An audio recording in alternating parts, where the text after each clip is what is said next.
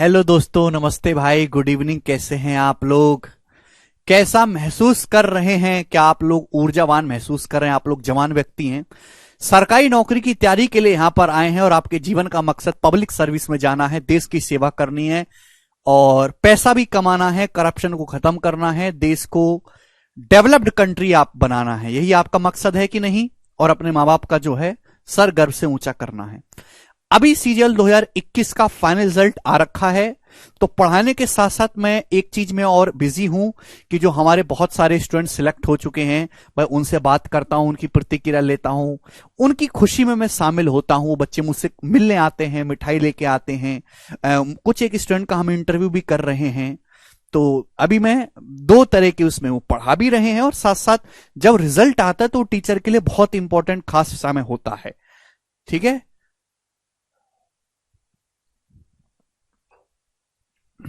ठीक है मेरे प्यारे भाइयों।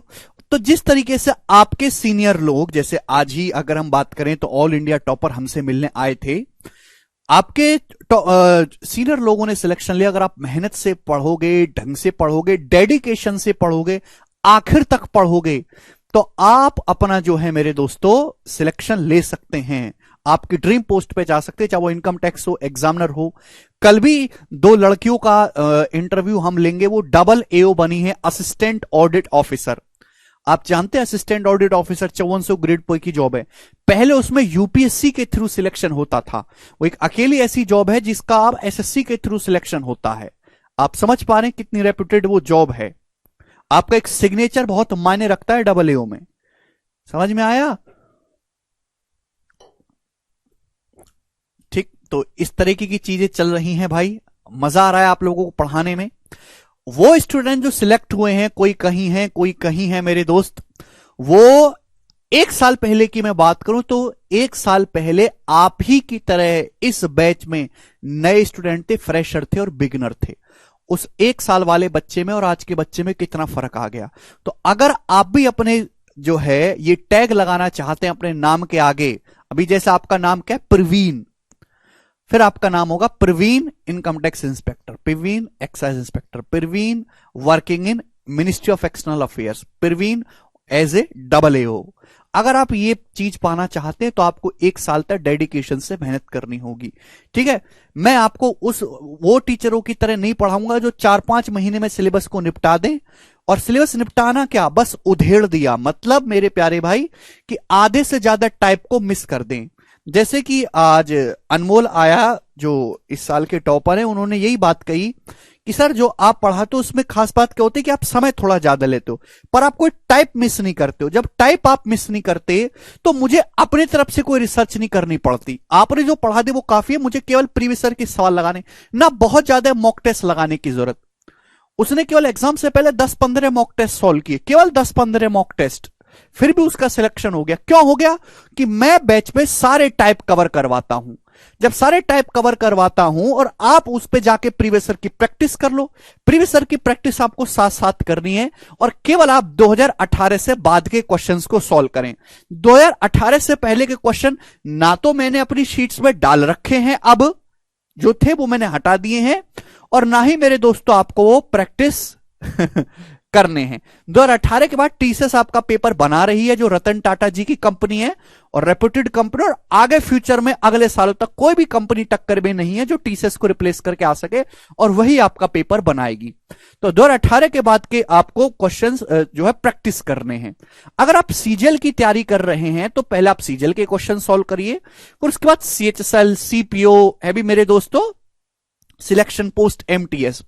दूसरी बात की आप जो भी स्टूडेंट है, मैं ये आप बहुत गलत करते हैं कि अगर आप ग्रेजुएशन हो चुके हैं, अगर आप ग्रेजुएट हो चुके हैं तो आपको सीजल का भी फॉर्म भरना चाहिए, आपको सीएचएसएल का भी फॉर्म भरना चाहिए, आपका सीपीओ का भी फॉर्म भरना चाहिए, आपको दिल्ली पुलिस का भी फॉर्म भरना चाहिए मेरे दोस्तों, आपको सिलेक्शन पोस्ट का भी फॉर्म भरना चाहिए, आपको जीडी का भी फॉर्म भरना चाहिए मेरे दोस्तों, आपको आईसीआर का पेपर भी भरना चाहिए, आपको सीडीएस का पेपर भी भरना चाहिए। ये सारे एग्जाम आपको भरने चाहिए। क्या है कि सारे एग्जाम सेम ही कंपनी करा रही है, सभी का सिलेबस सेम है, तो कहीं ना कहीं तो जाके आपका सिलेक्शन होगा। और ये सेंट्रल गवर्नमेंट की जॉब है। सेंट्रल गवर्नमेंट की job is way much better than state job. आप किसी बिहार के राज्य के जो अधिकारी, मैंने मान लिया कि स्टेट जॉब में करप्शन बहुत ज्यादा है, आज भी वहां लोग ऊपरी कमाई करने के लिए जाते हैं, लेकिन सेंट्रल गवर्नमेंट की जॉब में जो रेस्पेक्ट है और जो सहूलियत है काम करने की, वो और जो वर्क प्रेशर स्टेट जॉब के मुकाबले काफी कम है। तो आप इन सभी एग्जाम को भरिए, ठीक है मेरे दोस्तों।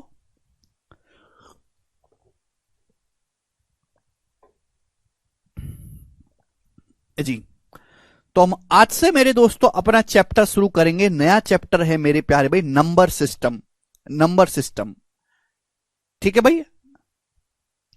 सीएचएसएल प्रीवियस ईयर कहां से करें यार? ये देखो, हमारा टेलीग्राम चैनल है मैथ्स बाय गगन प्रताप। आप टेलीग्राम चैनल पे जाइए, उस टेलीग्राम चैनल पे मैंने एसएससी के हर एक एग्जाम के प्रीवियस ईयर के चैप्टर वाइज सवाल डाल रखे। आप वहां से पीडीएफ को डाउनलोड कर लो। आपके वो मोबाइल फ्रेंडली पीडीएफ है, तो आप मोबाइल से उन सवालों को सॉल्व कर सकते हो। टेलीग्राम चैनल मैथ्स बाय गगन प्रताप, ठीक है, उस पर केवल मैं पीडीएफ अपलोड करता हूं और एग्जाम से रिलेटेड जानकारी, उस पर हर एक गवर्नमेंट एग्जाम की पीडीएफ मैंने डाल रखी है, चैप्टर वाइज एसएससी की। आपको जिसकी भी चाहिए आप ऊपर सिंपल सर्च करेगा, आपको मिल जाएगी। अगर आप मोबाइल से स्क्रीन से प्रैक्टिस आपको नहीं अच्छा लगता है, तो ये बुक है फिर, ठीक है ना, एसएससी मैथ्स की 8000 क्वेश्चंस की, जिसमें टीसीएस के द्वारा कराए हुए हर एक एग्जाम के, चाहे सीजीएल हो, सीजीएल का tier 1 tier 2, CPO, CHSL, MTS selection post के प्रीवियस ईयर के सवाल है 2018 से बाद के। आप इस बुक से क्वेश्चन सॉल्व करना शुरू करिए। तो प्रीवियस ईयर के सवालों की कमी नहीं है, सोर्सेस बहुत सारे हैं, बहुत सारी किताबें हैं। अगर आप किताब नहीं खरीद पाते हो तो आपको फिर मोबाइल से पीडीएफ डाउनलोड करके सॉल्व कर सकते हो, ठीक है प्यारे भाई। समझ में आ गया? कोई डाउट? जो भी चैप्टर चलेगा उसके साथ साथ आपको प्रीवियस ईयर के सवालों की प्रैक्टिस करनी है।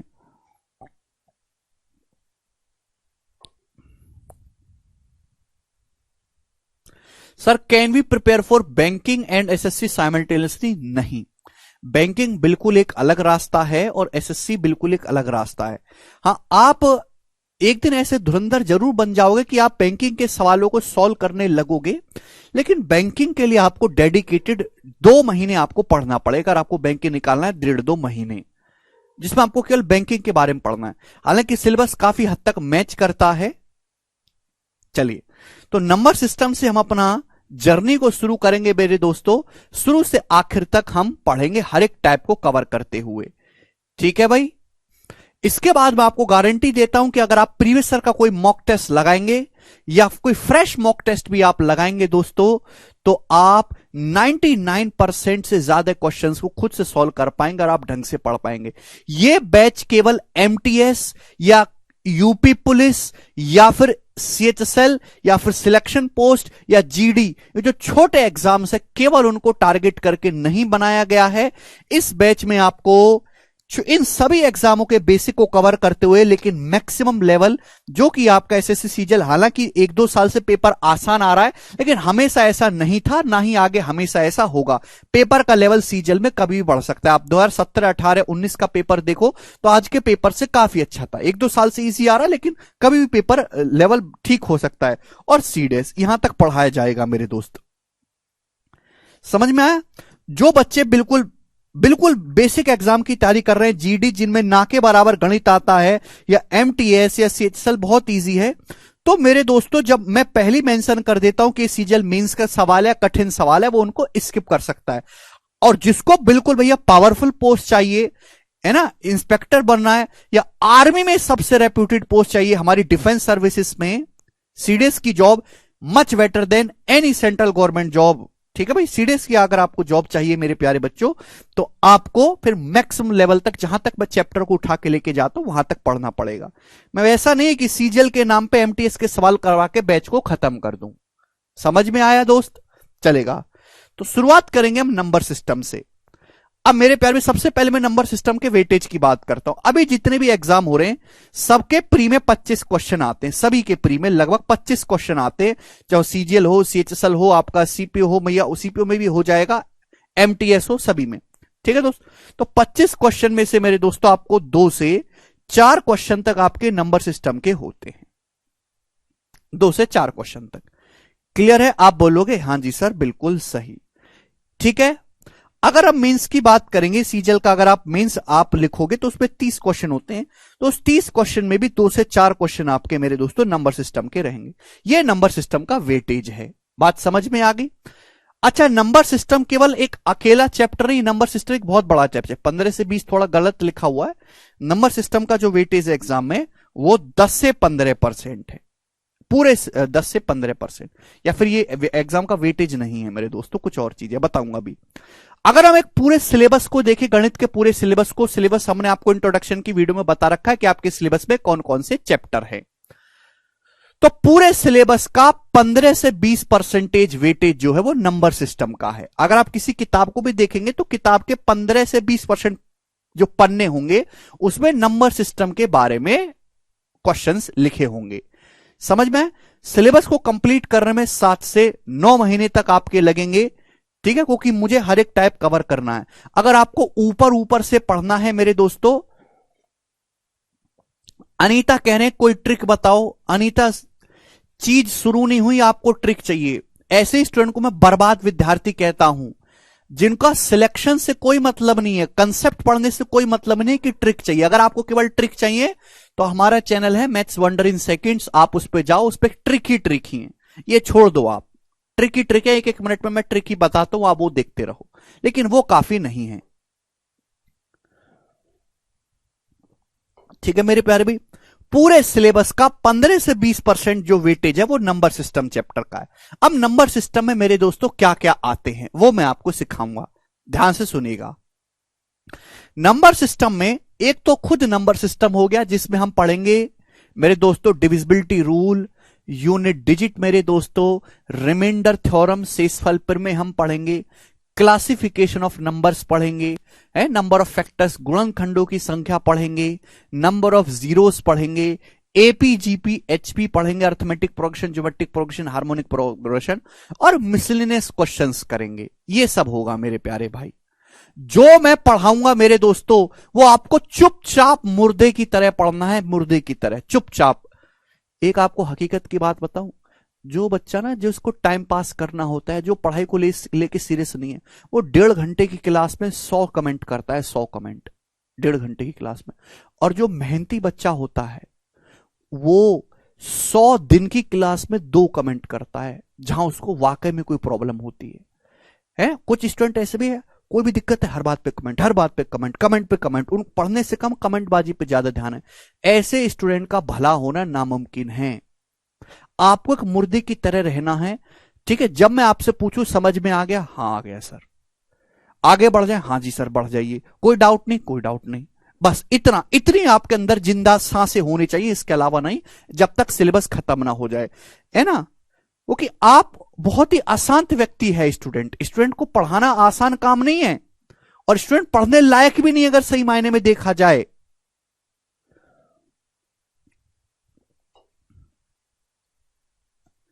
वो आपको बहुत पुश करना पड़ता है पढ़ाने के लिए, मोटिवेटेड और डेडिकेटेड रखना पड़ता है, उसके लिए मेरी अपनी टेक्निक है जी।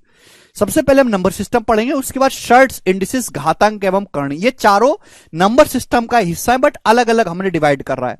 उसके बाद मेरे दोस्तों हम पढ़ेंगे सिंप्लीफिकेशन, सरलीकरण। उसके बाद हम पढ़ेंगे एलसीएम एंड एचसीएफ, है ना, लघुत्तम समापवर्तक और महत्तम समापवर्तक। ये पूरा चारों चैप्टर समाप्त होने में आपको मेरे दोस्तों लगभग 2.5 मंथ का समय लगेगा। तो 2.5 महीने तक कोई अपने मुंह से ये ना पूछ ले कि सर ये कब शुरू होगा, वो कब शुरू होगा, ये कब आएगा, वो कब आएगा, बिल्कुल ना पूछे। जैसे आपके पूछने का मानो आप खड़े होइए, दीवार में अपना सिर मारिए, आपका दोबारा मन नहीं करेगा पूछने का। तो 2.5 महीने तक चुपचाप आप लोगों को केवल नंबर सिस्टम में ये चारों चीजें पढ़नी, संख्या पत्ती, शर्ट्स, इंडिसेस, घातांक एवं करणी, सिंप्लीफिकेशन, एलसीएम एंड एचसीएफ। ठीक है बच्चों, देखो एलसीएम एचसीएफ का सवाल ऐसा नहीं कि हर शिफ्ट में आएगा, एक सवाल आएगा। सर्च इंडिसेस का भी एक क्वेश्चन फिक्स है, सिंप्लीफिकेशन का भी फिक्स है, नंबर सिस्टम का भी फिक्स है, लेकिन एलसीएम एचसीएफ का सवाल पेपर में आता भी है और नहीं भी आ सकता है। ठीक है, समझ में आया? कोई तकलीफ?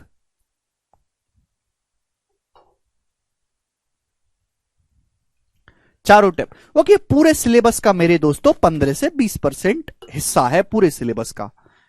ठीक है प्यारे भाई, मुझे लगता है आपकी बातें समझ में आई होंगी। 2 टाइम स्लॉट पे क्लास होगी, अर्थमेटिक और एडवांस। जी शुरू करते हैं मेरे दोस्तों हम लोग। बहुत ही प्यार से मैं आपको समझाऊंगा। सब लोग अपनी कॉपी में हेडिंग डालेंगे मेरे दोस्तों, सब लोग अपनी कॉपी में हेडिंग डालेंगे क्लासिफिकेशन ऑफ नंबर। हिंदी वाले भाई लिखेंगे संख्याओं का वर्गीकरण, classification of number, classification of numbers. Hindi वाले भाई लिखेंगे संख्याओं का वर्गीकरण। बहुत बेसिक सी बात है मेरे दोस्तों, संख्याओं का वर्गीकरण, क्लासिफिकेशन ऑफ नंबर्स। अब मेरे प्यार में नंबर्स आप जानते हैं, नंबर्स होते हैं मेरे दोस्तों संख्याएं। नंबर्स क्या होते हैं? संख्याएं। हिंदी में क्या कहते हैं? संख्याएं। देखिए, दुनिया में किसी भी चीज को काउंट करने के लिए, किसी चीज को वैल्यू देने के लिए, डाटा का हिसाब रखने के लिए मेरे प्यारे भाई, एक चीज को इंसान ने इजाद किया जो कि भगवान के द्वारा दी गई थी, उन्हीं को हम कहते हैं नंबर्स, यानी कि संख्याएं।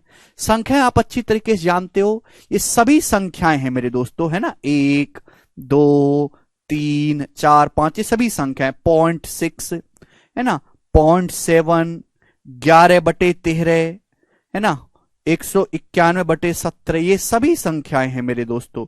2 सही 5/6, ऑल दीज आर नंबर। √3 है ना, पाई, ऑल दीज आर नंबर, ये सभी संख्याएं हैं, क्योंकि इनकी कुछ ना कुछ वैल्यू है।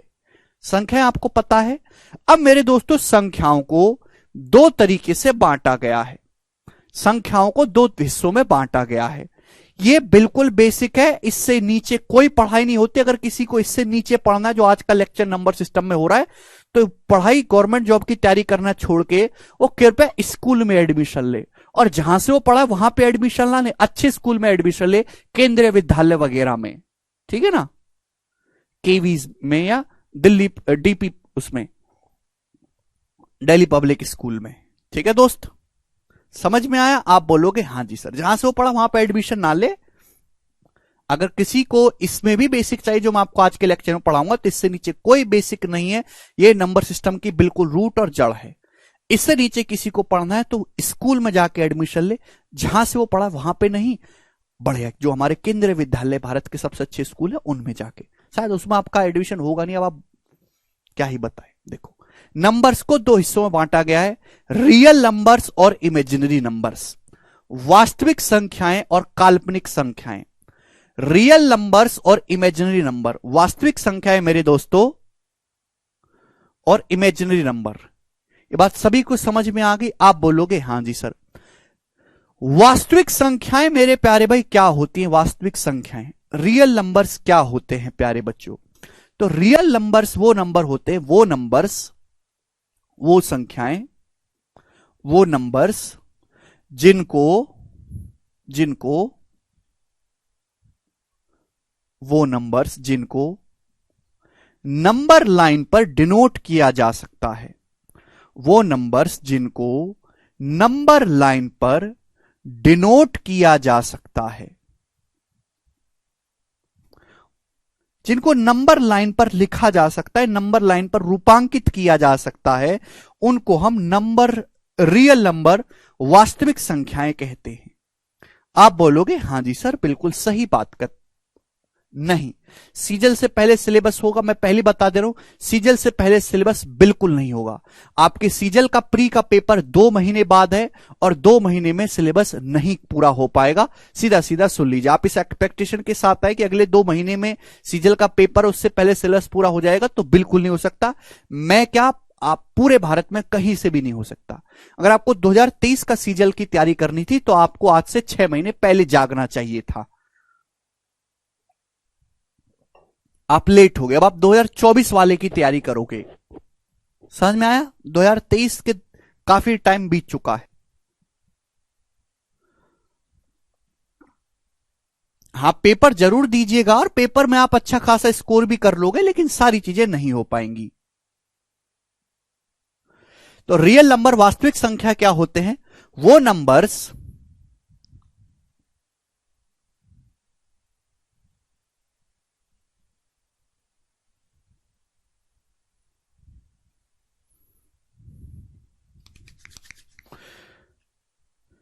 वो नंबर जिनको नंबर लाइन पर डिनोट किया जा सकता है उनको रियल नंबर्स कहते हैं। इमेजिनरी नंबर्स, काल्पनिक संख्याएं क्या होती है मेरे दोस्तों? काल्पनिक संख्याएं। तो इसकी बिल्कुल उलट परिभाषा, वो नंबर्स जिनको नंबर लाइन पर नहीं डिनोट किया जा सकता, वो नंबर्स मेरे प्यारे भाई जिनको नंबर लाइन पर नहीं डिनोट किया जा सकता उनको इमेजिनरी नंबर्स या काल्पनिक संख्याएं कहते हैं। इमेजिनरी नंबर आपके सिलेबस में नहीं है, ना इस पे कोई सवाल आता है, केवल आपको जानकारी के लिए पढ़ना है इमेजिनरी नंबर क्या होते हैं। एग्जाम्पल के लिए मेरे दोस्तों, भाई मैं आपसे कहूं कि ये बताओ जरा अंडर रूट ऑफ 49 क्या होता है? अंडर रूट ऑफ 49, इस बात का क्या मतलब है? अंडर रूट ऑफ 49 का मतलब यह है एक ऐसी संख्या बताओ जिसकी 2 बार गुणा करने पर 49 आ जाए। तो आप कहोगे सर 7, 7 एक ऐसा नंबर है जिसकी 2 बार गुणा करेंगे 49 आएगा।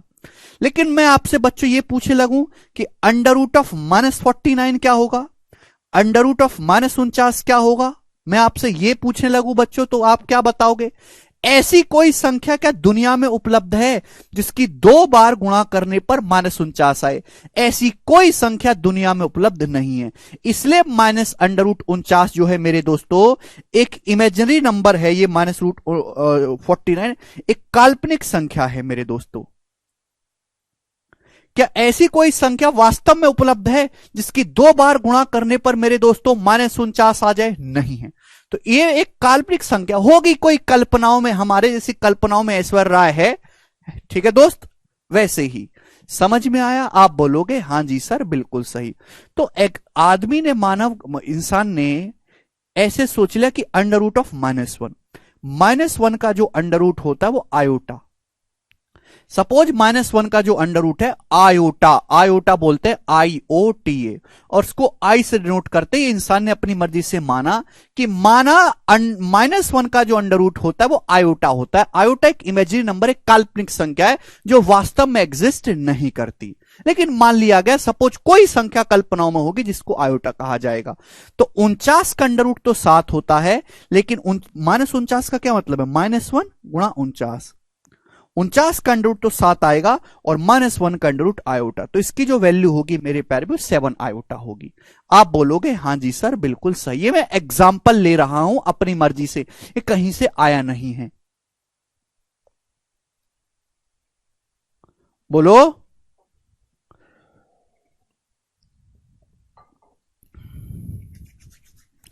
मुझे लगता है दोस्तों आपको ये बात अच्छी तरीके से समझ में आ गई है, इसमें किसी भी स्टूडेंट को कोई डाउट नहीं है। तो रियल नंबर और इमेजिनरी नंबर आपको समझ में आए? आप बोलोगे हां जी सर। अब मेरे प्यारे भाई सभी लोग ध्यान से समझिएगा, रियल नंबर्स, रियल नंबर या फिर वास्तविक संख्याओं को मेरे प्यारे भाई 2 हिस्सों में बांटा गया है। रियल नंबर को 2 हिस्सों में बांटा गया, वास्तविक संख्याओं के, इमेजिनरी तो आपको पढ़ना ही नहीं है। रियल नंबर को 2 हिस्सों में बांटा गया, इंटीजर्स और डेसिमल। इंटीजर्स मतलब पूर्णांक संख्याएं, इंटीजर्स मतलब हिंदी में पूर्णांक संख्याएं, और डेसिमल मतलब दशमलव संख्याएं, दशमलव संख्या, डेसिमल मतलब दशमलव संख्या। अब इंटीजर और पूर्णांक दशमलव संख्याएं क्या होती हैं उसको समझने के लिए आपको समझना होगा मेरे दोस्तों नंबर लाइन, नंबर लाइन, ठीक है? तो नंबर लाइन का कंसेप्ट बहुत इंपॉर्टेंट है मेरे प्यारे भाई, ध्यान से समझने की कोशिश करेगा। इंसान जब पैदा हुआ तो इंसान क्या था? इंसान 0 था मेरे दोस्तों, 0, तो उसी को नाम दिया गया 0। 0 एक ऐसा नंबर है जो ना तो पॉजिटिव है ना ही नेगेटिव है। आपसे कोई पूछे कि 0 क्या है, तो आप कहोगे 0 is neither positive nor negative. 0 ना तो धनात्मक है ना ऋणात्मक है। 0 से अगर आप राइट साइड में चलोगे तो जो नंबर आते हैं मेरे प्यारे भाई वो पॉजिटिव इंटीजर होते हैं। 0 से लेफ्ट साइड में आप चलोगे तो जो नंबर आएंगे वो नेगेटिव नंबर्स होंगे, ऋणात्मक होंगे। अब मेरे दोस्तों ये इंसान ने अपनी मर्जी से बनाई संख्याएं, संख्याएं कहां से आई? अपनी मर्जी से बनाई गई संख्याएं मेरे दोस्तों, ठीक है भाई? 0 के बाद 1, 1 के बाद 2, 2 के बाद 3, 3 के बाद 4, 4 के बाद 5, 5 के बाद 6, ये हो गए पॉजिटिव इंटीजर, धनात्मक पूर्णांक। आप बोलोगे हां जी सर बिल्कुल सही। 0 से पहले क्या होंगे? नेगेटिव नंबर होंगे, ऋणात्मक संख्या, -1, -2, -3, -4, -5, -6। आप बोलोगे हाँ जी सर, हम समझ में आ रहा है, कोई दिक्कत नहीं। तो ये जो लाइन कही जाती है नंबर लाइन है। इस नंबर लाइन पे जो जो नंबर बिल्कुल फिक्स गैप पर आ रहे हैं, एक एक के गैप पर आ रहे हैं, 1 2 3 4 5 6 7 8 9 10 11 12 13 14 15 16, नंबर्स कहां तक जाएंगे कोई पता नहीं। तो नंबर्स का जो अंत है, कोई अंत संख्याओं का नहीं है, अनंत तक संख्याओं को लिखा जा सकता है, तो हम इसे बोलते हैं अनंत। नंबर अनंत तक जाते हैं। आप बोलोगे हाँ जी सर बिल्कुल सही। नंबर्स कहां से शुरू होते हैं कोई पता नहीं, -1 -2 -3 -4 -5, -5 से पहले -6, फिर -7 होगा, फिर उससे पहले -8 होगा। नंबर कहां से शुरू होता है कोई पता नहीं, तो माइनस अनंत से नंबर शुरू होते होंगे। बीचों बीच में क्या आता है, 0 आता है। क्लियर है? तो ये जो नंबर्स बिल्कुल एग्जैक्ट गैप पे हैं 1 1 के, इन्हीं को हम पूर्णांक कहते हैं। -4 भी पूर्णांक है, -3 भी इंटीजर है, -2 भी इंटीजर है। ये जो आपको नंबर दिखाई दे रहे हैं इस नंबर लाइन पे, ये सभी इंटीजर्स हैं। क्लियर है? जैसे जैसे आप लेफ्ट साइड से राइट साइड की तरफ बढ़ोगे, लेफ्ट से राइट की तरफ बढ़ोगे, नंबर्स की वैल्यू बढ़ती जाएगी। देख रहे हैं, 1 से बड़ा होता है, 2 2 से बड़ा होता है, 3 3 से बड़ा होता है, 4 4 से बड़ा होता है, 5। लेफ्ट से राइट की तरफ चलने पर नंबर्स की जो वैल्यू है, संख्याओं का जो मान है, वो बढ़ता जाता है बच्चों। आप बोलोगे हाँ जी सर, ये तो बहुत सिंपल सी बात है। तो बच्चों मैं आपसे ये पूछे लगूं कि बताओ -4 बड़ा है कि -3 बड़ा है? स्टूडेंट हम आपसे पूछे -4 बड़ा है कि -3 बड़ा है, तो आप मुझे इस बात का क्या जवाब देंगे? वॉट विल यू गिव जवाब to me if I ask -4 is greater और -3 इज ग्रेटर?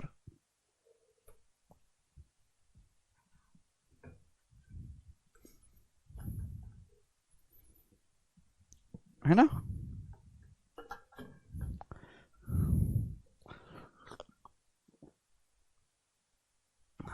शायद आप लोगों को विश्वास ना हो, इस बैच में ऐसे स्टूडेंट हैं, और एक तो नहीं सैकड़ों, जो इस बात का जवाब नहीं दे सकते कि -4 बड़ा है कि -3 बड़ा है। और उनको भी सरकारी नौकरी चाहिए, वो भी बैच में है, मैं उनको भी पढ़ाता हूं। देख रहे हो कितना कठिन काम है मेरा। ये तो वही बात होगी कि एक ऐसे आदमी को विधायक बनना है जिसने ना कोई मर्डर कर रखा, ना वो किसी क्राइम में इन्वॉल्व, ना उसको झूठ बोलना आता, ना उसके पास 4-5 फॉर्च्यूनर हैं, ना उसके पास 5-6 लौंडे रहते हर वक्त, ना उसका कोई फार्म हाउस है, ना वो सफेद कुर्ते में अच्छा लगता, बिल्कुल हड्डी जैसा दिखता है, ना उसकी कोई आवाज में दम है। ऐसी हो गया ना, ऐसा आदमी कैसे विधायक बन सकता है? और बिल्कुल सादा सीधा संत विचारों वाला व्यक्ति है। अब बताओ, ऐसे लोगों को भी अगर मुझे विधायक बनाना है, तो कुछ ना कुछ जैक तो लगानी होगी।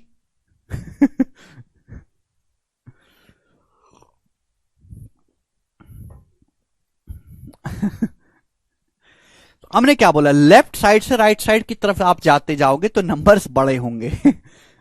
तो -4 से बड़ा है मेरे दोस्तों, -4 छोटा है, -3 बड़ा है ना? क्लियर है?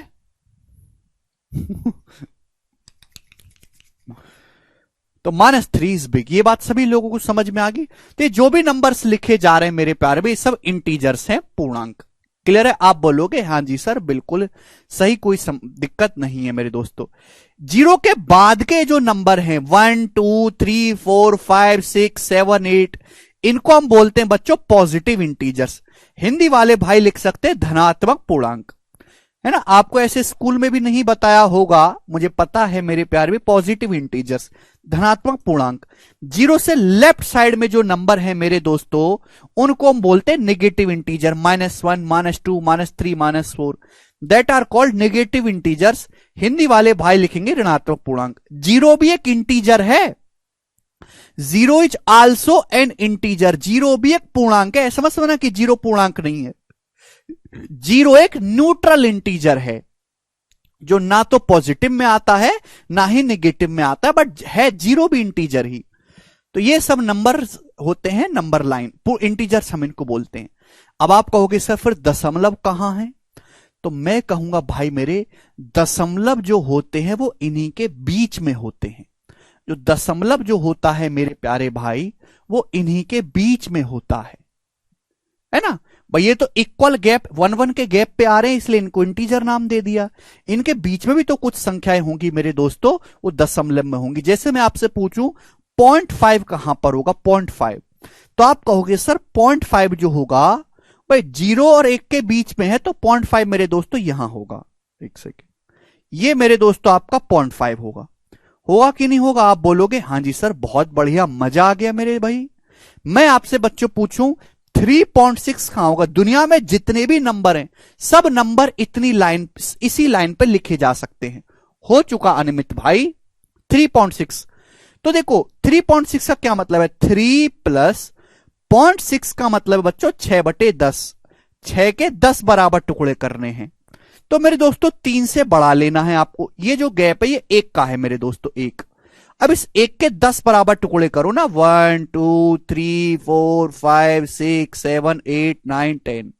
तो मेरे दोस्तों जो छठवां आएगा 1 2 3 4 5 6, ये जो होगा ये आपका 3.6 होगा, है ना। 3 और 4 के बीच में आप 10 में से 10 बराबर टुकड़े करिए और आपको छठा टुकड़ा लेना है 3.6। तो सारे दशमलव को भी इसी लाइन पे लिखा जा सकता है। ठीक है जी, आप बोलोगे हाँ जी सर हम समझ गए। अब मेरे प्यारे भाई ध्यान से सुनेगा, इसी में आता है मेरे दोस्तों फ्रैक्शन। बच्चों इसी में आता है फ्रैक्शन, ठीक है ना। आप कहोगे सर रियल नंबर में आपने फ्रैक्शन नहीं बताया। फ्रैक्शन तो मेरे दोस्तों फ्रैक्शन कोई नई चीज नहीं है। फ्रैक्शन को हिंदी में हम लोग क्या कहते हैं? भिन्न। एक्चुअली फ्रैक्शन और डेसिमल एक ही बात है, बस नाम और लिखने का तरीका अलग है, भिन्न। आप बोलोगे हाँ जी सर बिल्कुल सही, फ्रैक्शन भिन्न। भिन्न आप जानते हो अंश बटे हर। भिन्न बच्चों आप जानते हो मेरे दोस्तों अंश बटे हर, न्यूमरेटर बटे डिनोमिनेटर।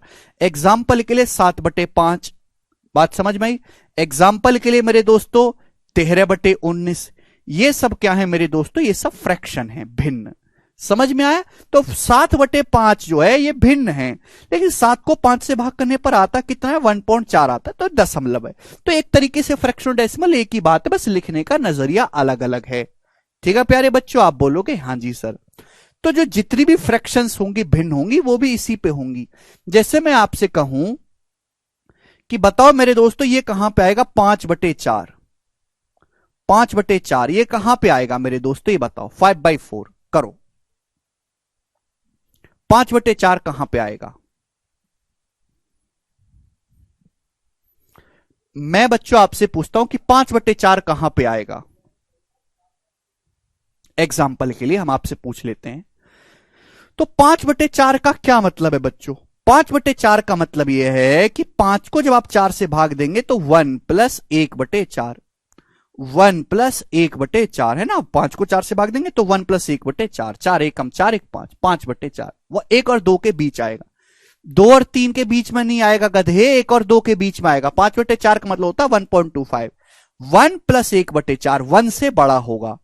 तो भाई यहां 1 से बड़ा होगा, 1/4 आपको और लेना है। अब देखो /4 नीचे जो होता है वो हमेशा टोटल होता है, टोटल। तो ये 1 और 2 के बीच में 4 बराबर टुकड़े करो। 1 2 3 है ना, 1 2 3 4, 4 टुकड़े हो गए ना 1 और 2 के बीच में। 4 बराबर टुकड़े कर दो, 1 2 3 4। बात समझ में आ गई? आप बोलोगे हाँ जी सर 4 बराबर टुकड़े कर दिए मेरे दोस्तों। आपको क्या लेना? 1 लेना है, और फिर ये जो 4 बराबर टुकड़े कर दिए हमने। ठीक है बच्चों, 1 2 3 4, 4 बराबर टुकड़े कर दिए। तो आपको ना हर टुकड़ा 1/4 का है, तो ये जो पॉइंट जाएगा मेरे दोस्तों ये 5/4 होगा। 1 से 1/4 हम आगे हो गए। बात समझ में आ गई? आप बोलोगे जी सर। तो मेरा पर्पस केवल ये बताने का है कि जितनी भी फ्रैक्शन है मेरे प्यारे भाई, जितनी भी फ्रैक्शन है उन सभी को मेरे दोस्तों इसी लाइन पे लिखा जा सकता है। मुझे लगता है कि आपको ये बात बहुत अच्छी तरीके से समझ में आई है और इसमें किसी बच्चे को कोई डाउट नहीं है। अब आप कहोगे सर ये बताओ, ये तो आपने खूब बकवास बता दी हमें, ये √5 कहां पे आएगा? सर ये बता दो आप। आपने दशमलव सिखा दिए, नंबर दिखा दिए, ये √5 कैसे आएगा? हाँ आज का बेसिक क्लास है भैया, बेसिक क्लास रोज ही है। हम आपसे जानना चाहते हैं कि √5 कहां से आएगा, √5 कहां पे होगा और उसकी एग्जैक्ट क्या वैल्यू होगी। अब देखो मेरे दोस्त, √5 का एग्जैक्ट वैल्यू तो आप निकाल नहीं सकते। आप बोलोगे ना जी सर ना, कैसे पता चलेगा? तो बच्चों आप लोग, बहुत ही मैं आपको टेक्निकल चीज समझाऊंगा, आपको मजा आएगा। आप लोग समकोण त्रिभुज जानते हैं? आप बोलोगे हाँ जी सर हम जानते हैं, हम पागल नहीं है सर, ऑस्कर विनर है यहाँ पर लोग। ये समकोण त्रिभुज है, ये इसकी टांगे होती हैं, और मेरे दोस्तों ये होता है इसका हाइपोटेनस कर्ण। तो पाइथागोरस थ्योरम से कर्ण की जो लंबाई होती है वो √a² + b² होते, पाइथागोरस थ्योरम से। अब √5 कहां पे आएगा मेरे दोस्तों? √5 तो मेरे प्यारे भाई देखो, ये जो लंबाई है ये 1 है, ये जो लंबाई है कितनी है? 1। ये जो लंबाई है ये कितनी है? ये भी 1 है। तो टोटल लंबाई होगी 2। आप बोलोगे हाँ सर ये टोटल लंबाई 2 हो गई। अब इस 2 पे मैं एक लंबाई खड़ी कर सकता हूं, मैं इस पे 1 यूनिट खड़ा कर सकता हूं। आप बोलोगे हाँ सर खड़ा कर सकते हैं आप 1 यूनिट। भैया यहां से यहां तक की लेंथ कितनी है? तो आप कहोगे सर ये आगे 1 + 1, ये 2 आ गई 2। जब मुझे 1 लेंथ की जानकारी है तो ये लेंथ कितनी मैंने अपनी मर्जी से खींच ली 1। ये 90 डिग्री के एंगल पे, राइट एंगल पे। तो बच्चों मैं आपसे जानना चाहता हूं कि बताओ फिर ये कितने आ जाएगा? स्टूडेंट्स आप मुझे बताइए ये कितना आ जाएगा? तो आप कहोगे सर ये तो बहुत ही गोरा आएगा। पाइथागोरस लगा के देखेंगे सर, √2² + 4² √5 आएगा। तो सर ये √5 आएगा, √5। सभी को बात समझ में आ गई? आप बोलोगे हाँ जी सर बिल्कुल से √5 दिखाई दिया बच्चों। तो यानी कि हम ये कह सकते हैं कि यहां से यहां तक का ये जो डाटा होगा, कौन सा कलर इस्तेमाल कर ले? ग्रीन कलर करते हैं अपन लोग, ठीक है भाई। यहां से यहां तक का ये जो डाटा होगा ये वाला, ये √5 होगा, यहां से यहां तक का डाटा। आप बोलोगे हाँ जी सर, अरे बिल्कुल होगा सर, ये जो ग्रीन ग्रीन आपने किया है ये √5 होगा, √5। ठीक है प्यारे भाई। अब आप एक प्रकार उठाइए बच्चों, का उठाइए? प्रकार, कंपस प्रकार उठाइए। यहां रखिए प्रकार की नोक, यहां प्रकार उठाइए, प्रकार की नोक रखिए। यहां रखो प्रकार का मुंह, प्रकार का मुंह। यानी कि आप एक सर्कल बना दो √5 रेडियस का, √5 रेडियस का एक चाप मार दो, है ना, √5 लंबाई का। तो ये सर्कल खींचेंगे √5 का। तो ये जो लंबाई आएगी मेरे दोस्तों यहां से यहां तक की, ये जो लेंथ आएगी मेरे दोस्तों यहां से यहां तक, ये √5 रेडियस की आएगी। तो ये जो होगा मेरे दोस्तों, ये जो पॉइंट होगा आपका, ये एक्चुअली में √5 को डिनोट करेगा, ये वाला पॉइंट। तो ऐसे आप मेरे प्यारे में √5 को भी इस लाइन पे बना सकते हैं। समझ में आया? आप बोलोगे हां जी सर बहुत ही बढ़िया। जिसको नहीं समझ में आया वो इसको स्किप कर दे। मेरा समझाने का पर्पज ये था कि दुनिया में जितनी भी संख्याएं हैं छोटी बड़ी, उन सभी को इस लाइन पर लिखा जा सकता है, इसलिए इसको बोला जाता है नंबर लाइन। बात समझ में आ गई? आप बोलोगे हां जी सर बिल्कुल सही, समझ में आ गई, कोई दिक्कत नहीं है। बहुत प्यार से और धीरे से मैंने आपको समझाया। तो सबसे पहले नंबर्स, नंबर्स को 2 टुकड़ों में बांटा गया है, रियल नंबर और इमेजिनरी नंबर।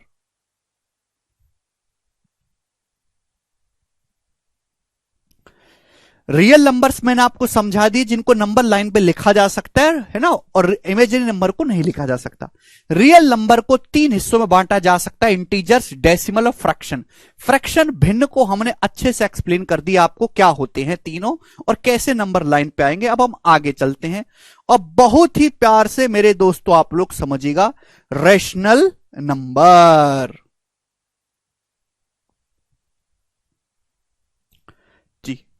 अब मेरे प्यार में बहुत बहुत प्रेम भाव से आप लोग समझिएगा, रियल नंबर्स या हिंदी में मेरे दोस्तों वास्तविक संख्याएं। रियल नंबर को एक तरीके और से मेरे प्यारे भाई 2 टुकड़ों में बांटा जा सकता है।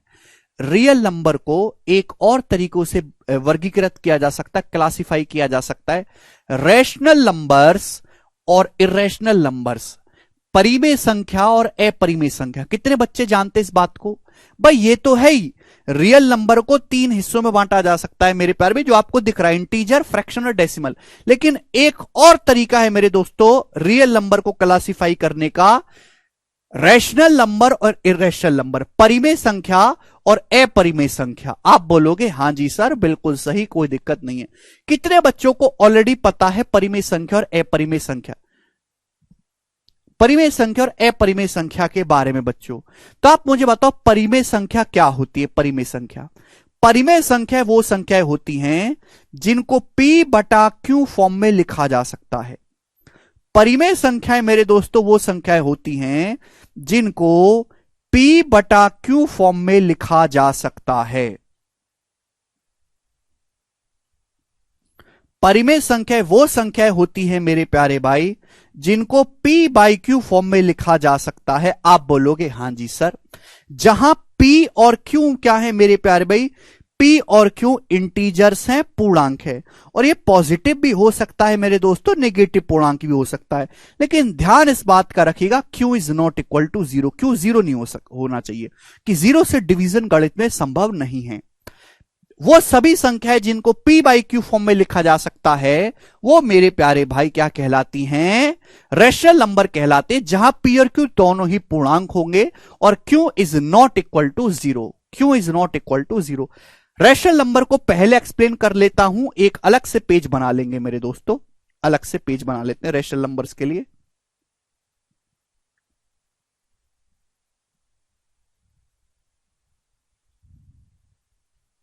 चलो इसी में समझाता हूं, इससे में समझाते हैं। वो सभी नंबर जिनको P बाई Q फॉर्म में लिखा जा सकता है, जहां P और Q इंटीजर्स होंगे, Q is not equal to zero मेरे प्यारे बच्चों, वो रैशनल नंबर कहलाते हैं। अब मैं आपको एग्जाम्पल दूंगा मेरे दोस्तों, ध्यान से समझने की कोशिश करेगा, बहुत ही प्रेम भाव से। एग्जाम्पल, बच्चों आप मुझे बताओ, क्या मैंने आपके सामने एक नंबर लिख दिया 5, क्या रैशनल है 5? मैंने आपके सामने बच्चों एक नंबर लिख दिया 5, क्या ये एक रैशनल है? आप बोलोगे क्या 5 एक रैशनल संख्या? केवल जितनी परिभाषा देखिए लिखिए उतनी देखो। क्या 5 को P बाई Q फॉर्म में देखो, 5 को आप ऐसे लिख सकते हो 5/1। आप बोलोगे हां सर लिख सकते हैं। 5 भी एक इंटीजर है, 1 भी एक इंटीजर है। हां जी है, यानी कि 5 एक रैशनल नंबर है।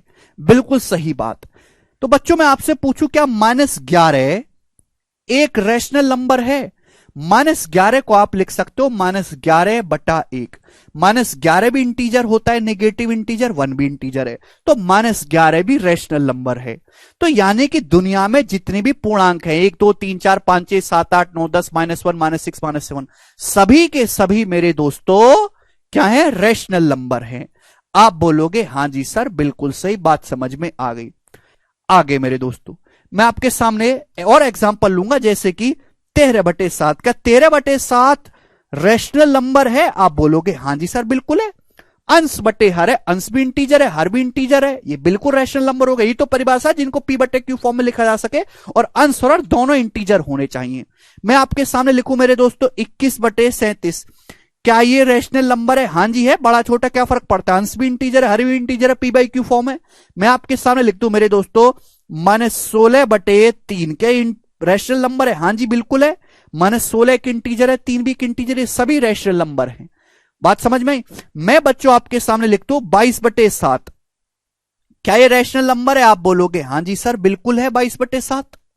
अब अंश भी इंटीजर है, हर भी इंटीजर है, 22/7 एक रैशनल नंबर है, ये सभी रैशनल नंबर हैं। आप बोलोगे हां जी बिल्कुल सही, कोई प्रॉब्लम नहीं है। यस, यस और नो? आप बोलोगे जी बिल्कुल करेक्ट। ठीक है, ये सभी रैशनल नंबर हैं। ठीक, सभी को बात समझ में आ गई? आप बोलोगे हां जी सर ये बात समझ में आ गई, कोई तकलीफ नहीं है। ठीक है, एक सेकेंड।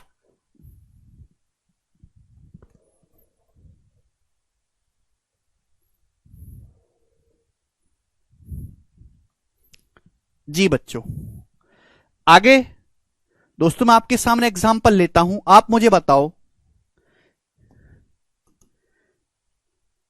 1.66, या मैं इसे एग्जांपल ले लेता हूं आपके सामने 1.66, क्या रैशनल नंबर है? 1.66 या 1.36 ले लेते हैं, चलो।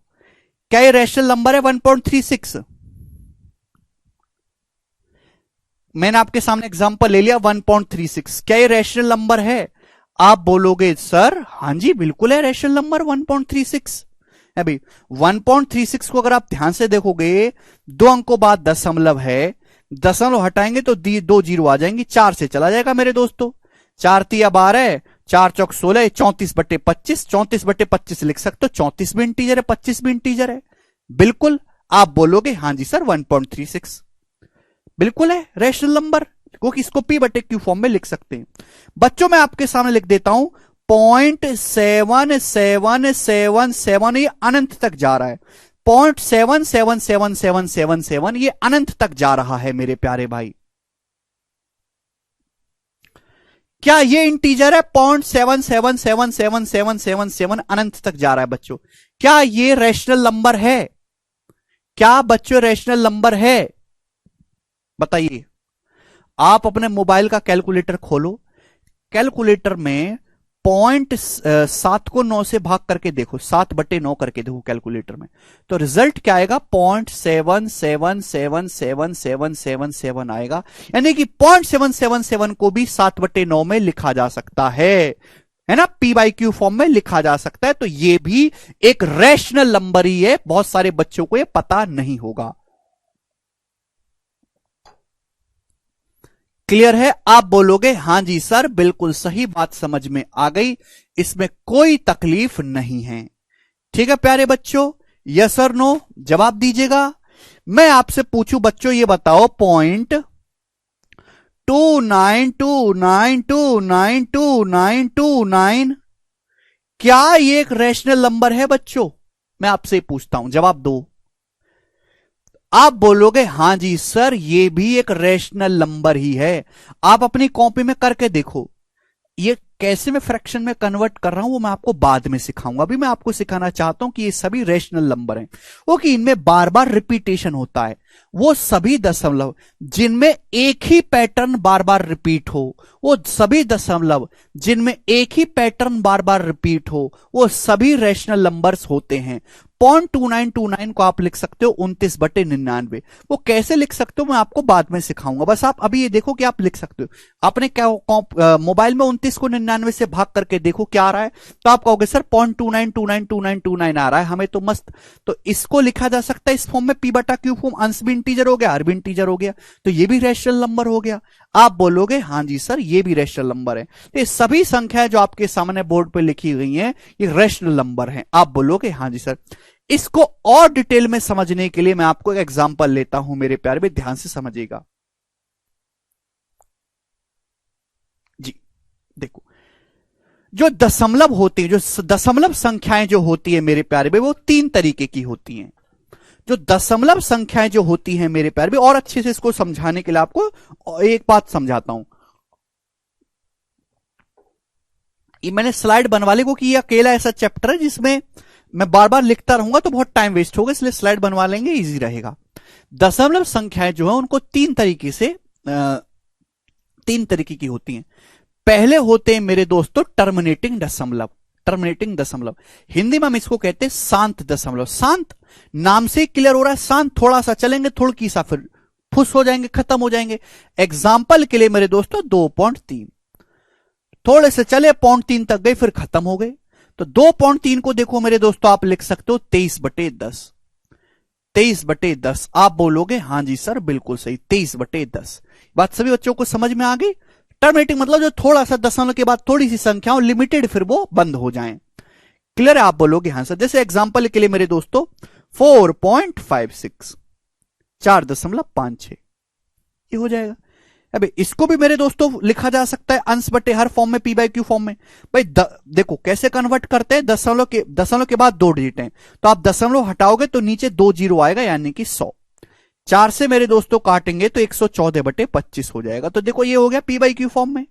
आप बोलोगे हां जी सर बिल्कुल सही, ये कहलाते हैं टर्मिनेटिंग डेसिमल। थोड़े से चलेंगे खत्म हो जाएंगे, जैसे कि 1.9732, 1.9735 कर लेते हैं, या 32 कर लेते हैं, 1.9732।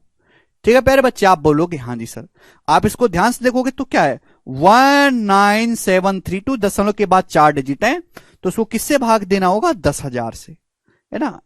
ठीक है भैया, 4 वो है ना अंक, तो 4 जीरो से भाग देना है।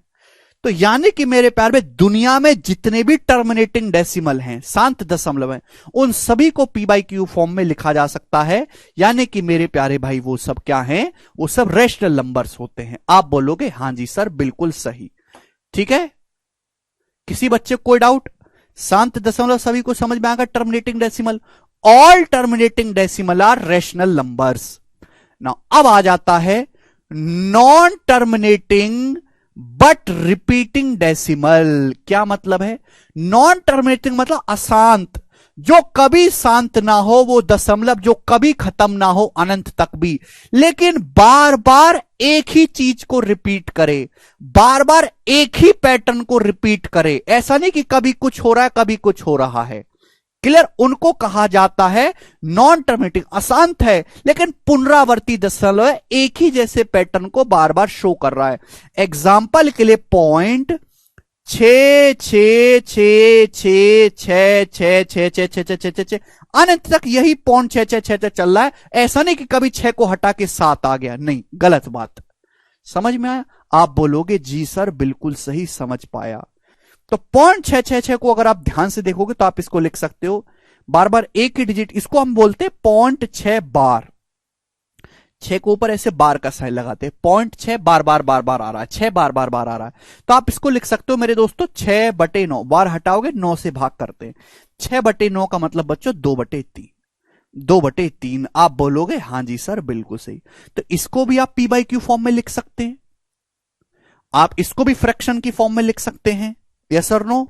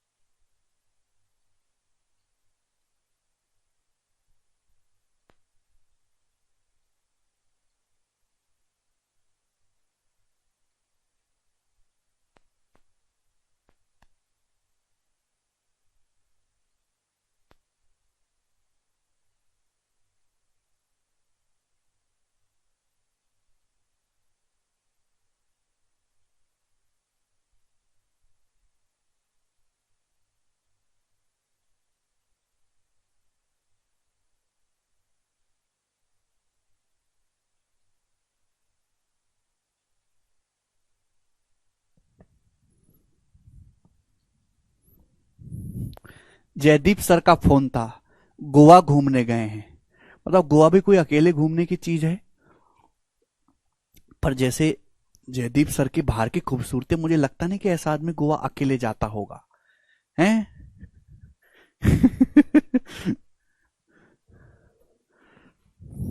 बताओ, एक हम है जो तुमको टर्मिनेटिंग और नॉन टर्मिनेटिंग में अटके पड़े हैं, एक वो है जो गोवा घूम रहे हैं। Sir how to come 6/9? बेटा हाउ कम का जवाब मैं आपको आगे दूंगा, अभी के लिए आपको यह समझना है कि हां इस तरह की चीजें फ्रैक्शन में कन्वर्ट हो जाती हैं। आप मेरी बात को क्यों नहीं समझते? ऐसे विचलित मत हुआ करो।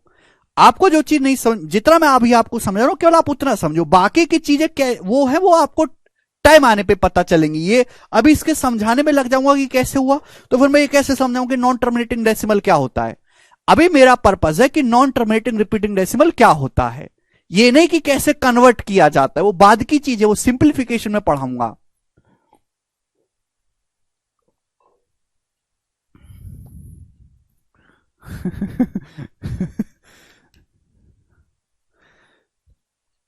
जयदीप सर की शादी कराओ, सोच तो रहा हूं जल्दी शादी कराऊं, लड़की ढंग की कोई मिल नहीं रही है, लड़कियां बनाना ही बंद कर दिया भगवान ने ढंग की है।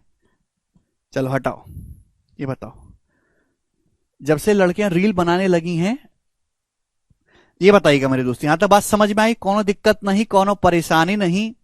एक और एग्जांपल लेते हैं। एग्जांपल के लिए जैसे आपके सामने लिख दिया है मेरे दोस्तों, पॉइंट अभी 0.72727272। बताओ मेरे दोस्तों क्या ये कैसा डेसिमल है? आप कहोगे सर ये नॉन टर्मिनेटिंग जरूर है, अनंत तक जा रहा है, बट ये रिपीटिंग डेसिमल है, बार बार एक ही पैटर्न को रिपीट कर रहा है। तो क्या हुआ मेरे दोस्तों, ये 0.72 बार है, 72 बार बार बार बार बार बार बार बार इसमें आ रहा है। क्लियर है? आप बोलोगे हाँ जी सर। तो इसकी फ्रैक्शन जो वैल्यू होगी मेरे दोस्तों वो 72/99 होगी मेरे प्यारे भी। आप बोलोगे जी सर बिल्कुल सही, 9 से चला जाएगा ये 8/11, तो इसकी फ्रैक्शन वैल्यू जो होगी देखो 8/11। इसको भी पी बाई क्यू फॉर्म में लिखा जा सकता है। आप बोलोगे हाँ जी सर बिल्कुल सही लिखा जा सकता है। एक और जैसे मैं आपके सामने लिखूं मेरे प्यारे भाई, ये बताओ 0.435353535, ये क्या ये non terminating and repeating decimal है? आप कहोगे सर पॉइंट के बाद लिखा है 4, लेकिन 4 के बाद कोई बदमाशी नहीं है, बार बार एक ही पैटर्न को रिपीट कर रहा है 3535353535। तो ये भी अशांत दशमलव है, लेकिन बार बार एक ही पैटर्न को रिपीट कर रहा है, तो रिपीटिंग डेसिमल भी है। ठीक है, इनको हम रिकरिंग डेसिमल भी बोलते हैं मेरे दोस्तों। नॉन टर्मिनेटिंग और मेरे दोस्तों रिपीटिंग डेसिमल का जो शॉर्ट नाम है वो रिकरिंग डेसिमल भी है, रिकरिंग डेसिमल। क्लियर है? आप बोलोगे हाँ जी सर बिल्कुल सही, समझ में आया। तो इसको भी आप लिख सकते हो 0.44 के ऊपर तो बार नहीं आएगा, 35 के ऊपर बार आएगा मेरे दोस्तों, 35 के ऊपर बार। बात समझे कि नहीं समझे? आप बोलोगे हाँ जी सर। ओके 0.4 उसके बाद 35 बार ऊपर बार लगाने का मतलब 35 बार बार बार बार आ रहा है। ठीक है बच्चों, आप बोलोगे हाँ जी सर। तो इसको भी भिन्न में बदल सकते हो, 2 अंकों के ऊपर बार है तो 2 9 आएगा, है ना, 1 अंक के ऊपर नहीं तो 1 0 आएगा। 435 में 4 के ऊपर बार नहीं तो 4 घटाते हैं, 435 में से 4 घटाओ 431 आएगा। ना भी समझ में आया हो तो आपको ये सोचना नहीं है, आपको अपने मोबाइल में करके देखो, 431 को भाग 90 से क्या आता है, यही आ रहा होगा भाग करने पर, 0.43533535। क्लियर है प्यारे बच्चों? आप बोलोगे हाँ जी सर यही आ रहा, करके देखो। तो मेरे प्यारे भाई यानी कि हम ये कह सकते हैं प्यारे बच्चे कि दुनिया में, हम ये कह सकते हैं कि दुनिया में जितने भी टर्मिनेटिंग डेसिमल है शांत दशमलव है, या फिर जितने भी नॉन टर्मिनेटिंग बट रिपीटिंग होने चाहिए रिपीटिंग डेसिमल है मेरे प्यारे बच्चों, उन सभी को फ्रैक्शन फॉर्म में पी बाई क्यू फॉर्म में लिखा जा सकता है, यानी कि वो सभी मेरे दोस्तों रैशनल नंबर कहे जाते। तो ये पूरा का पूरा जो चंक होगा ये किसके अंदर आता है? ये सभी मेरे प्यारे बच्चों रैशनल नंबर कहलाते हैं, परिमेय संख्याएं कहलाती हैं, रैशनल नंबर्स कहे जाते हैं। आप बोलोगे हाँ जी सर बिल्कुल सही, यानी कि सारे टर्मिनेटिंग डेसिमल या फिर जो टर्मिनेटिंग हो, नॉन टर्मिनेटिंग हो बट रिपीटिंग हो, वो सारे मेरे दोस्तों रैशनल नंबर परिमेय संख्या कहलाती हैं। सर क्यों 100 से डिवाइड नहीं कर रहे? अरे भाई क्यों का जवाब नहीं जानना आपको, अभी जितना मैं कह रहा हूं केवल उतना सुनो, वो बाद में सुनेंगे भाई। इंतजार नहीं है आपके अंदर, पेशेंस नहीं। अगर पेशेंस नहीं है तो भैया भट्टे पे मजदूरी करने लगो, सुबह तक शाम तक करोगे, शाम को कैश में तनख्वाह देते वो। सरकारी नौकरी की तैयारी मत करो, इसमें आपको लग जाएगा 1.5-2 साल अगर पेशेंस नहीं है तो। इतना भी बोलते बोलते हमारा मुंह दुख गया भाई कि सिखा देंगे मेरे दोस्तों बाद में, केवल आपको चुपचाप सुनना है, आपके सारे डाउट कवर होंगे। आपको तो सब कुछ अभी चाहिए, समझ में आया? तो दुनिया में जितने भी टर्मिनेटिंग डेसिमल हैं या फिर non terminating and repeating decimal हैं, वो सभी के सभी मेरे दोस्तों रैशनल नंबर कहे जाते हैं। आप बोलोगे हाँ जी सर बिल्कुल सही। अब मेरे प्यारे भाई ये बात समझो, ये तीसरा बच गया मेरे प्यारे भाई, तीसरे को चलो बाद में एक्सप्लेन करूंगा। नॉन टर्मिनेटिंग अभी एक्सप्लेन कर देता हूं, चलो। Non terminating non repeating decimal, non terminating non repeating decimal. अब ये कौन से आए? तो non terminating non repeating decimal का मतलब है मेरे प्यारे भाई ऐसे दशमलव जो ना तो कभी खत्म हो, ना तो कभी शांत हो अशांत, ना ही वो किसी पैटर्न को रिपीट करते हो, ना ही वो किसी संख्या को या किसी पैटर्न को बार बार रिपीट करते हो, उन्हें कहा जाता है नॉन टर्मिनेटिंग और नॉन रिपीटिंग डेसिमल मेरे प्यारे भाई। आप बोलोगे हाँ जी सर। एग्जाम्पल के लिए मेरे प्यारे भाई जैसे मैं आपके सामने लिखता हूं 0.33353535, 3454601287954 है भाई, 732। इनमें कोई पैटर्न फिक्स नहीं है कौन कब कहां से आ रहा है, और ये अनंत तक चलते चले जाते हैं ऐसे ही। क्या आप इनको फ्रैक्शन में कन्वर्ट कर सकते हो? नहीं कर सकते। तो ये कहे जाते नॉन टर्मिनेटिंग। ना तो ये कहीं जाके खत्म होते, ना ही ये मेरे दोस्तों ये किसी पर्टिकुलर पैटर्न को रिपीट करते। तो ये अशांत दशमलव कहे जाते हैं, और मेरे दोस्तों नॉन रिकरिंग डेसिमल है। देसी भाषा में शॉर्ट में इसको नाम दिया गया नॉन रिकरिंग डेसिमल। ठीक है भाई, नॉन रिकरिंग डेसिमल। आप बोलोगे हां जी सर, इनको फ्रैक्शन में भिन्न में नहीं बदला जा सकता। अरे बदलोगे कैसे जब आप इसका एग्जैक्ट मान लिख ही नहीं सकते। पूरी दुनिया में जितने भी पेड़ हैं, अगर आप सारे पेड़ों को कागज बना दो और भैया समुद्र के पानी को आप कलम की तरह इस्तेमाल करो, और उस पर आप नॉन टर्मिनेटिंग और नॉन रिपीटिंग डेसिमल को लिखो, एक ऐसा 10 दशमलव लिखो जो अशांत है, कभी खत्म नहीं होता, ना ही वो किसी पैटर्न को रिपीट कर रहा है, तो वो कागज भी छोटा पड़ेगा, पूरी दुनिया के पेड़ों के बराबर कागज भी। जब आप इसको लिख ही नहीं सकते इसका एग्जैक्ट मान, तो भिन्न में बदलोगे कैसे? तो मेरे प्यारे भाई ये कहलाते हैं non recurring and non recurring decimal. दोनों में फर्क समझ में आया? ठीक है, अब देखो मैं टॉपिक पे वापस आता हूं, ध्यान सुनेगा। मैं आपको क्या पढ़ा रहा था? मैं आपको पढ़ा रहा था रियल नंबर, वास्तविक संख्या। रियल नंबर को दो हिस्सों में बांटा गया, रैशनल और इर्रेशनल मेरे प्यारे भाई। ठीक है, आप बोलोगे हां जी सर। रैशनल नंबर वो नंबर है जिनको पी बाई क्यू फॉर्म में लिखा जा सकता है, पीयर क्यू इंटीजर होने चाहिए, और मैंने इसके सारे बहुत ढेरों सारे आपके सामने एग्जाम्पल भी ले लिए। आप बोलोगे जी सर सारे गोरे गोरे एग्जाम्पल आपने लिए, बहुत अच्छे समझाया। अब ये जो है कमबख्त इर्रेशनल नंबर, ये क्या है? इर्रेशनल नंबर वो नंबर है जो रैशनल नहीं है। जो नंबर रैशनल नहीं है वो इर्रेशनल है, सीधी सी बात। यानी कि वो नंबर जिनको पी बाई क्यू फॉर्म में नहीं लिखा जा सकता, वो नंबर जिनको फ्रैक्शन में कन्वर्ट करके ही नहीं लिखा जा सकता, जिनको पी बाई क्यू फॉर्म में नहीं लिखा जा सकता,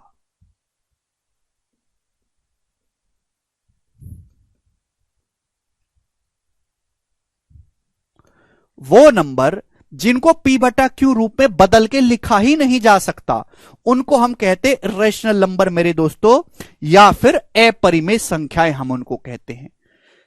एग्जाम्पल के लिए मेरे प्यारे भाई, अगर आपको पता हो √2, √2, एग्जाम्पल के लिए मेरे दोस्तों क्या है बच्चों? √2। √2 का क्या मतलब है भाई? ऐसी संख्या, जैसे मैं आपसे पूछूं बच्चों बताओ √25 क्या है, तो √25 का मतलब है एक ऐसी संख्या जिसकी 2 बार गुणा करने पर 25 आता हो, 5 की 2 बार गुणा करने पर 25 आता है। √2 का क्या मतलब? एक ऐसी संख्या जिसकी 2 बार गुणा करने पर 2 आ जाए। तो मेरे दोस्तों 2 ऐसी कोई संख्या दुनिया में एग्जैक्ट बना ही नहीं भगवान ने। मनोहर का डाउट है सर इंटीजर्स का मतलब बताओ। इंटीजर्स का मतलब पूर्णांक, समझा दिया भैया। यहां फिल्म खत्म होने वाली है और तुम ये कह रहे हो कि इसमें हीरो कौन है, तुमको शर्म नहीं आती? हद होती है भाई।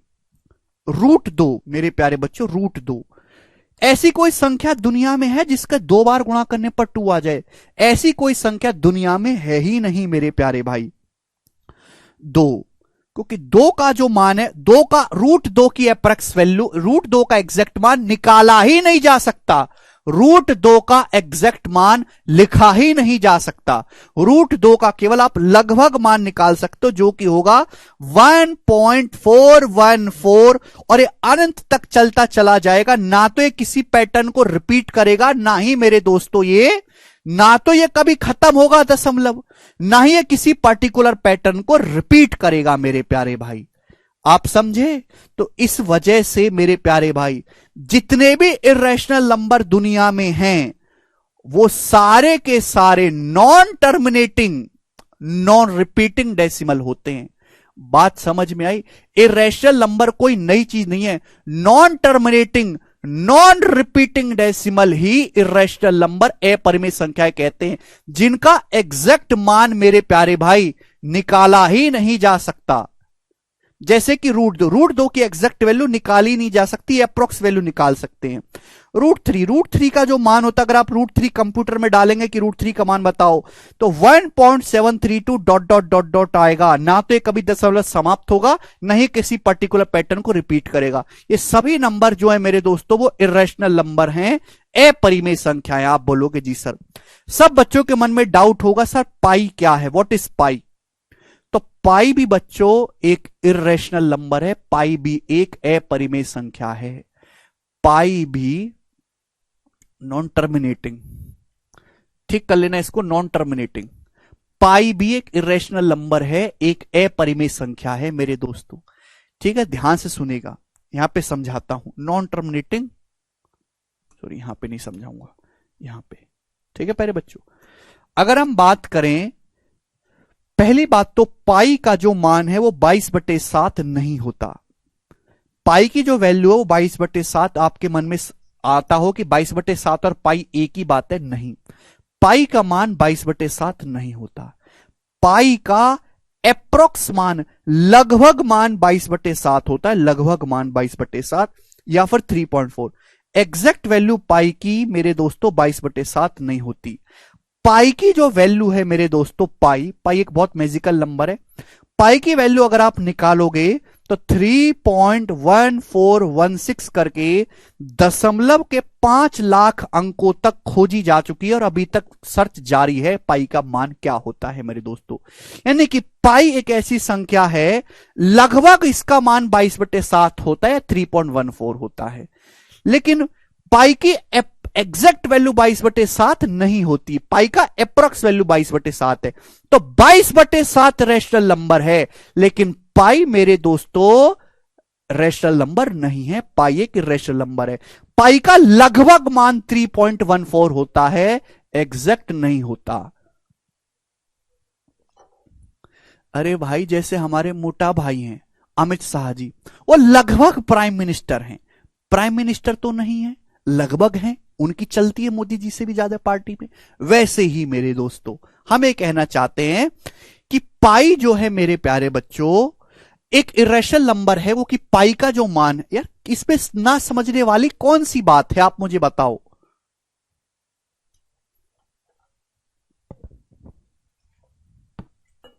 नहीं आकाश,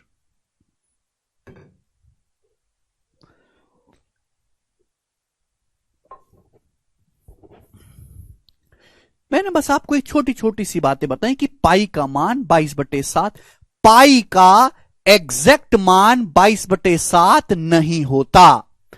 पाई की लगभग वैल्यू 22/7 होते हैं, लगभग वैल्यू, एप्रोक्स वैल्यू, लगभग मान पाई का 22/7 होता है।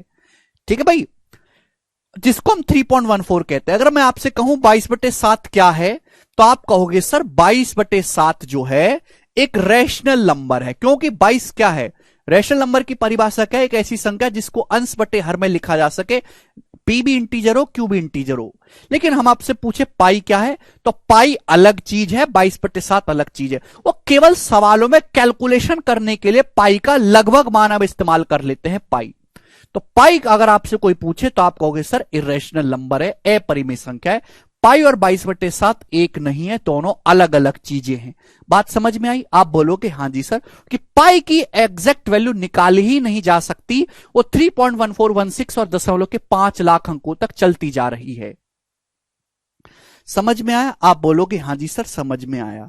तो हमने आपको क्या समझा? हमने आपको यह समझाया बच्चों कि इरेशनल नंबर क्या होते। इरेशनल नंबर वो नंबर होते जो रैशनल ना हो, यानी कि जिनको P/Q फॉर्म में नहीं लिखा जा सकता। एग्जाम्पल के लिए √2, √3, क्योंकि इनकी एग्जैक्ट वैल्यू लिखी नहीं जा सकती।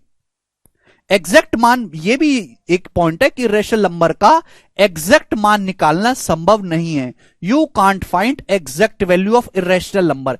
अपरिमेय संख्याओं का एग्जैक्ट मान नहीं निकाल सकते, जैसे √2, √3, √5, √7, √11। बात समझे मेरे दोस्तों? √29, बात समझे? आप बोलोगे हां जी सर, ये सब मेरे प्यारे भाई आपके इरेशनल नंबर हैं, अपरिमेय संख्या। ना तो ये दशमलव, अगर आप इनको दशमलव की फॉर्म में लिखोगे तो ना तो कभी खत्म होंगे, ना ही मेरे दोस्तों कभी रिपीट होंगे। क्लियर है? इसका मतलब मेरे प्यारे भाई कि ये जो हिस्सा है, ये जो चंक है मेरे दोस्तों, ये वाला जो चंक है non terminating and repeating decimal का, ये वाला जो चंक है मेरे दोस्तों, non terminating non repeating decimal, अशांत अनावर्ती दशमलव, यही मेरे दोस्तों इरेशनल नंबर कहे जाते हैं। These are the irrational numbers, irrational numbers. बस बात समाप्त। √9 अपरिमेय संख्या नहीं है। बच्चे का डाउट आ रहा है सर √9 क्या है?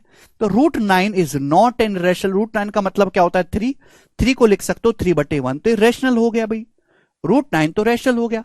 हमारा सवाल आपसे ये है, एक और सवाल पूछता हूं, बताओ √36 क्या है? मैं आपसे पूछ लेता हूं √36। तो √36 क्या आप कहोगे? सर रेशनल नंबर है।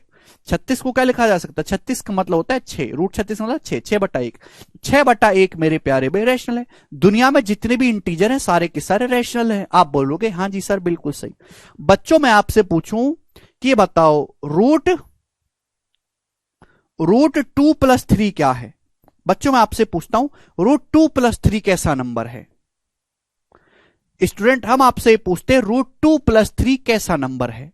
Tell me. अब ध्यान से देखो, √2 एक इरेशनल नंबर है, एक अपरिमेय संख्या। √2 एक इरेशनल नंबर है, एक अपरिमेय संख्या। अगर अपरिमेय संख्या में आप कुछ भी जोड़ दोगे, 3, अगर √2 तो इरेशनल है, 3 रेशनल है। इरेशनल में अगर आप रेशनल जोड़ोगे तो जो रिजल्ट आएगा वो भी इरेशनल ही आएगा, क्योंकि आप इसको जब दशमलव फॉर्म में लिखोगे तो दशमलव के बाद तो नॉन टर्मिनेटिंग नॉन रिपीटिंग ही आने वाला है। तो ये भी अपने आप में एक इरेशनल नंबर है, ये एक अपरिमेय संख्या है। √5 भी एक इरेशनल ही नंबर है, क्योंकि √5 को एग्जैक्ट वैल्यू नहीं, किसी भी प्राइम नंबर का, किसी भी अभाज्य संख्या का अंडर नहीं निकाला जा सकता, उस वजह से वो सारी इरेशनल हो जाती हैं। समझ में? हम आपसे बच्चों ये कहें कि बताओ अंडर रूट ऑफ 0.64 क्या है? हम आपसे पूछ लेते हैं मेरे दोस्तों, ये रैशनल नंबर है कि इरेशनल नंबर है? अंडर रूट ऑफ 0.64, तो आप कहोगे सर 64 का अंडर रूट होता है 8, लेकिन अगर 0.64 है तो 0.64 का अंडर रूट होगा 0.8। ये बात तो आप जानते हो। और 0.8 को आप लिख सकते हो मेरे दोस्तों सर 8/10 4/5, और 4/5 क्या हुआ बच्चों? एक रेशनल नंबर हो गया, एक परिमेय संख्या हो गई। आप बोलोगे हाँ जी सर बिल्कुल सही। लेकिन स्टूडेंट आपसे पेपर में सवाल ये नहीं आएगा, आपसे पेपर में पूछेगा कि बताओ अंडर रूट ऑफ 6.4 कैसा नंबर है? ये बताओ। मेरा सवाल आपसे अंडर रूट ऑफ 6.4 कैसा नंबर है? रेशनल है कि इरेशनल है? What is this?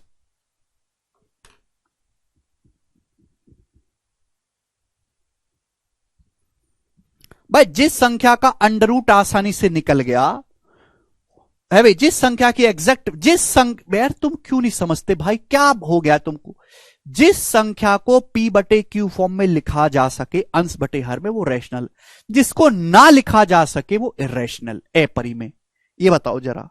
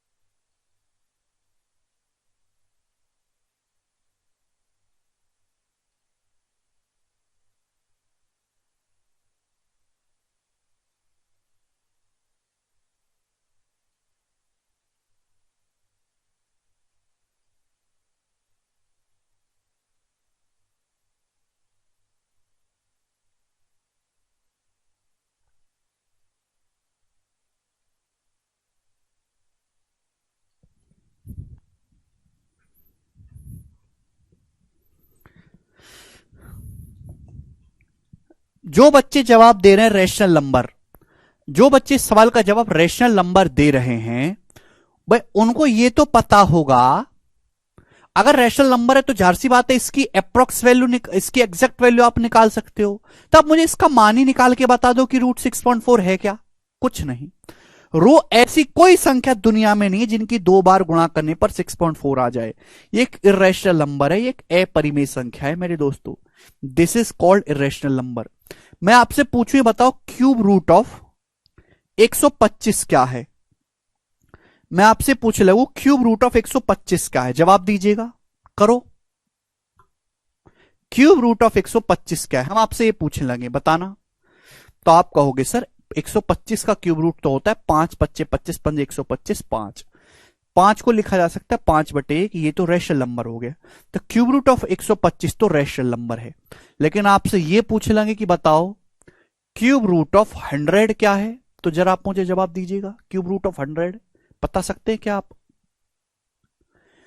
Cube root का मतलब है मेरे दोस्तों एक ऐसी संख्या का पता लगाना जिनकी 3 बार गुणा करने पर 100 आ जाए। क्या दुनिया में ऐसी कोई संख्या है जिसकी 3 बार गुणा करो और 100 आ जाए? ऐसी तो कोई गुणा नहीं है। 100 का अंडर रूट आप पूछता तो जरूर बता सकते थे 10, लेकिन क्यूब रूट नहीं। तो ये मेरे दोस्तों इर्रेशनल नंबर है, एक अपरिमेय संख्या है। ये भी बात समझ में आ गई? आप बोलोगे जी सर, यानी कि इन सब इर्रेशनल नंबर होने का मतलब है कि इनका एग्जैक्ट मान नहीं निकाला जा सकता, क्योंकि इनका मान दशमलव के अनंत अंकों तक आएगा और वो नॉन रिपीटिंग होंगे, अशांत दशमलव होंगे जिनकी कोई रिपीटेशन नहीं होगी। मुझे लगता है कि आपको ये बात अच्छी तरीके से समझ में आ गई है। बहुत ही प्यारी बातें थी ये। तो अभी तक की क्लास में आपको क्या समझा, रियल नंबर क्या है, रैशनल और इर्रेशनल क्या है, बहुत ही अच्छी तरीके से हमने समझा। अब आगे चलतेंगे मेरे दोस्तों, ठीक है जी। दुनिया में जितने भी इंटीजर्स तो आप जानते हैं, पूर्णांक 1 2 3 4 5 6 7 8 -1 -5 -6, सभी इंटीजर्स रैशनल नंबर हैं। सारे के सारे इंटीजर्स, सारे के सारे जो पूर्णांक हैं वो रैशनल नंबर कहलाते हैं। क्योंकि इंटीजर्स में क्या, इंटीजर्स को p/q फॉर्म में लिखा जा सकता है जहां q का मान 1 होता है। अगर q का मान 1 कर दोगे, हर को 1 कर दोगे, तो सारे के इंटीजर्स क्या हो जाएंगे, रैशनल नंबर ही होते हैं मेरे दोस्तों। कुछ बच्चों के मन में डाउट होगा क्या 0 रैशनल है कि इर्रेशनल? तो बच्चों 0 एक रैशनल नंबर है। 0 एक रैशनल नंबर है, रैशनल नंबर। 0 एक परिमेय संख्या है। आप कहोगे सर कैसे, कैसे है 0 रैशनल? देखो, अगर आप 0 के बहुत अच्छे नियम है, मैं आपको यहां पे समझा देता हूं, ध्यान से सुनेगा मेरे दोस्तों। अगर आप 0 को 0 के अलावा किसी नंबर से भाग दोगे, अगर आप 0 को 0 के अलावा किसी नंबर से भाग दोगे तो 0 ही आएगा। आएगा? आप बोलोगे जी सर बिल्कुल सही। अगर आप मेरे दोस्तों किसी भी संख्या को 0 के अलावा किसी संख्या को 0 से भाग देंगे तो ये एक तरीके से अनडिफाइन होगा मेरे दोस्तों, एक तरीके से कोई परिभाषा नहीं है। अगर आप 0 को ही 0 से भाग देंगे तो ये भी गणित में मेरे दोस्तों अनडिफाइन होगा, अनडिफाइन। आप बोलोगे हां जी सर। मुझे लगता है कि बहुत अच्छी बातें हैं, आपको समझ में आई होंगी। तो मेरे दोस्तों 0 जो है, 0 भी एक रैशनल नंबर है। कि 0 को मैं क्या लिख सकता हूं, 0 को मैं लिख सकता हूं 0/1, क्या दिक्कत है?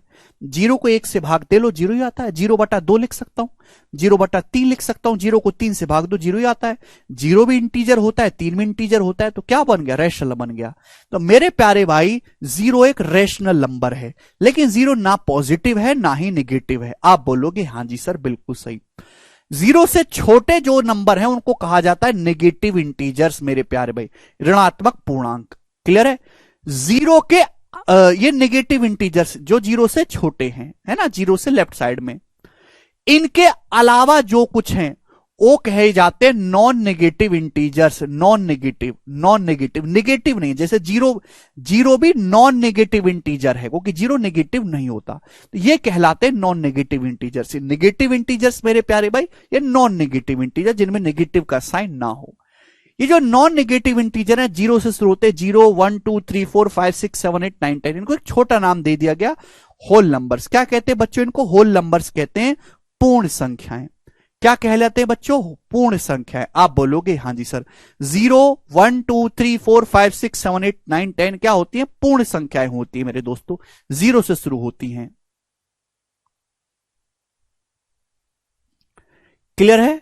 अगर मेरे दोस्तों मैं नॉन नेगेटिव डाटा में से 0 हटा दूं, अगर मैं नॉन नेगेटिव में से 0 हटा दूं, तो ये जो संख्याएं बचेंगी मेरे दोस्तों 1, कौन कौन सी बचेंगी? अगर मैं इस नॉन नेगेटिव इंटीजर्स में से 0 हटा दूं तो कौन कौन सी संख्याएं बचेंगी? 1 2 3 4 5 6 7 8 9 10 अप टू अनंत तक।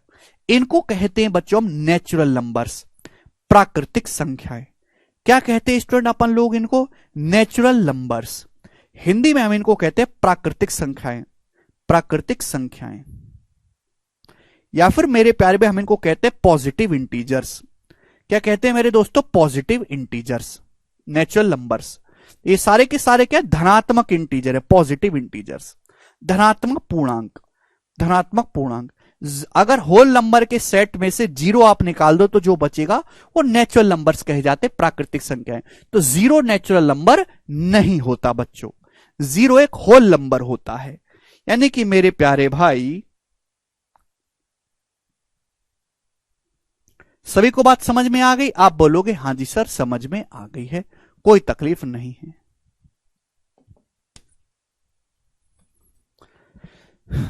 अभिषेक का डाउट है सबसे छोटी पूर्ण संख्या कौन सी? तो सबसे छोटी जो पूर्ण संख्या वो 0 है, सबसे छोटा जो होल नंबर है वो 0 है।